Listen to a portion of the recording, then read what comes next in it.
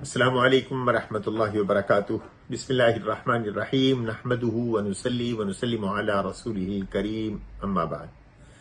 آج کی مجلس میں 3 سوالوں کے جواب دینے ہیں، اور پہلا سوال یہ ہے کہ کیا عورت طلاق کا حق لینے کے بعد اپنے خاوند کو طلاق دے سکتی ہے؟ اس حوالے سے مسئلہ ذہن میں رکھیے گا، اللہ نے طلاق کا حق مرد کو دیا ہے، وہ اپنی عورت کو دے، اپنی بیوی کو دے سکتا ہے۔ اور اگر مرد نکاح سے پہلے یا نکاح کے وقت یا نکاح کے بعد طلاق کا حق اپنی بیوی کے سپرد کرنا چاہتا ہے تو اس کو اختیار ہے، اور وہ ایک طلاق کا حق، طلاق بائن کا حق اپنی بیوی کو دے دے گا۔ اور اس طرح اگر شادی سے پہلے وہ دے رہا ہے تو ایک شرط ہے کہ وہ یہ کہے گا کہ جب میرا نکاح اس عورت کے ساتھ ہوگا تو اس کو بھی طلاق کا، اپنے آپ کو طلاق دینے کا حق ہے۔ دوسری صورت یہ ہے کہ ایجاب اور قبول کے وقت خاتون کہے مرد سے، یا خاتون کا لڑکی کا وکیل کہے اپنے اس مرد سے کہ ہم آپ سے شادی کر رہے ہیں، یا آپ کے ساتھ ہم شادی کرا رہے ہیں، بشرطے کہ آپ ہماری بیٹی کو، یا عورت خود ہے تو وہ کہے کہ مجھے طلاق اپنے آپ کو دینے کا آپ حق دیں، تو اس پر مرد کہے کہ مجھے قبول ہے۔ تیسری صورت یہ ہے کہ شادی ہو گئی، اس کے بعد مرد طلاق کا حق دیتا ہے۔ تو تینوں صورتوں میں اس انداز سے مرد اپنی بیوی کو طلاق کا حق دے سکتا ہے۔ تو جب مرد نے اپنی بیوی کو طلاق کا حق دے دیا، اور یہ کیوں دیا جاتا ہے؟ بعض مرد حضرات اپنی بیویوں کو آباد بھی نہیں کرتے شادیوں کے بعد، اور طلاق بھی نہیں دیتے، لٹکائے رکھتے ہیں۔ تو اس سے بچنے کے لیے نکاح کے وقت اگر عورت شرط لگا دیتی ہے اور مرد اس کو قبول کر لیتا ہے تو پھر عورت کے پاس بھی حق ہوتا ہے کہ وہ اپنے آپ کو طلاق دے کے اس مرد سے جان چھڑا لے۔ تو مرد کو طلاق نہیں دی جاتی، طلاق مرد نے عورت کو دینا ہوتی ہے، لیکن اگر مرد نے اپنا یہ حق عورت کو دے دیا ہے تو پھر عورت مشکل ترین حالات کے اندر جو اپنے خاوند سے اس کو ملا ہوا یہ حق ہے، اس کو اپنے اوپر استعمال کر سکتی ہے کہ میں نے اپنے آپ کو طلاق دے دی، تو وہ اس کو طلاق بائن ہو جائے گی، اس کا نکاح سے اس کے وہ نکل جائے گی۔ ایک سوال کا جواب تو یہ ہے۔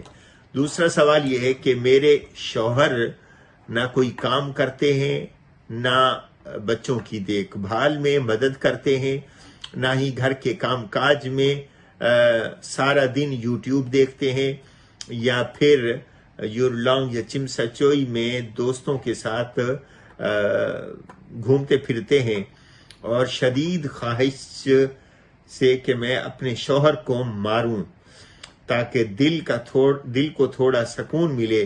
اگر میں ایسا کروں تو اللہ تعالیٰ مجھ سے ناراض تو نہیں ہوں گے؟ شوہر کو مارنے سے اگر مسئلہ حل ہوتا ہے تو ضرور ماریں۔ آج تو بچوں کو ماریں تو بچے بگڑ جاتے ہیں، شوہر تو پھر بھی شوہر ہے۔ اور میرے پاس ایسے کیسز آئے، عورت 18 سال کی مرد کے ساتھ شادی کے بعد وقت گزارا ہوا، بچوں والی، وہ آ کے یہ کہتی ہے کہ میں نے اس خاوند کے ساتھ نہیں رہنا۔ میں نے پوچھا بچے ہیں تو کیوں نہیں رہنا؟ کہنے لگی، بڑا اچھا اس نے جواب دیا، کہنے لگی جس مرد کے اوپر عورت ہاتھ اٹھا لے تو اب اس مرد کے ساتھ کیسے رہا جا سکتا ہے؟ میں نے اس کو مارا ہے۔ اب وہ احترام اور محبت کا تعلق ختم ہو گیا۔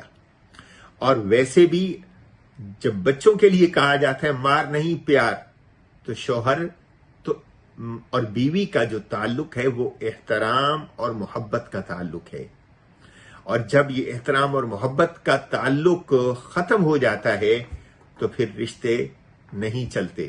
اس لیے کوشش کریں اصلاح کی، اس کو اور کئی طریقہ ہے اس سے الگ ہو جائیں، اس کی ضرورت کو پورا نہ کیا جائے، یا اس کی جو ضروریات ہیں کھانے پینے کپڑے وغیرہ کے حوالے سے اس کو پورا نہ کیا جائے، شاید اس کی اصلاح ہو جائے، اور اس سے پہلے بڑوں کو بیچ میں ڈال کے اس کے اصلاح کی کوشش کی جائے۔ تو مار سے مسائل حل نہیں ہوتے۔ آپ کا وقتی طور پہ غصہ تو ٹھنڈا ہو سکتا ہے، لیکن اس کے بعد جو مسائل آئیں گے وہ ان مسائل سے کہیں زیادہ ہوں گے جن مسائل کی وجہ سے آپ کا ہاتھ اٹھا ہے۔ تیسرا سوال آیا ہے جی، پاکستانی لوگ لڑکیوں پر بہت سختی کرتے ہیں، لڑکوں کو اتنی چھوٹ کیوں دیتے ہیں؟ کیا لڑکے خراب ہو جائیں تو نارمل بات ہے؟ بڑا اہم سوال ہے۔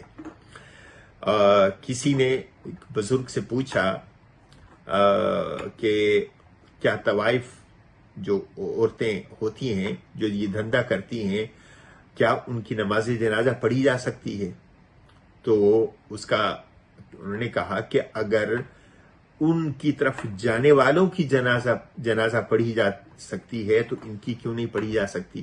یعنی گناہگار تو ہیں ہی، چاہے مرد ہو یا عورت ہو، اور اللہ سبحانہ و تعالی نے دونوں کو حکم دیا ہے نظریں نیچے رکھنے کا، اور عورت سے پہلے مردوں کو حکم دی گیا، وَقُلْ لِلْمُؤْمِنِينَ يَغُضُّوا مِنْ أَبْصَارِهِمْ۔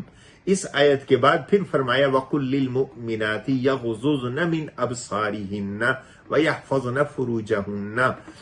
دونوں کو ایک جیسے جملے اور ایک جیسے مرد غلط ہو جائے تو اللہ کے ہاں پکڑ ہے، سزا ہے، اسی طرح عورت غلط ہو جائے تو اس اللہ کے ہاں پکڑ اور سزا ہے۔